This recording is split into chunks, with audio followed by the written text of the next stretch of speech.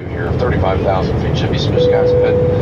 Get turn that seatbelt sign off. I ask that you please stay buckled up while you're in your seats in case we hit any unexpected bumps. I got about 10 minutes ahead of schedule for touchdown at the Long Beach Airport. We'll give you an update. I'll be around the time of the weather once we get a little further to the south. Invite you again to sit back, relax, and enjoy this gently flight.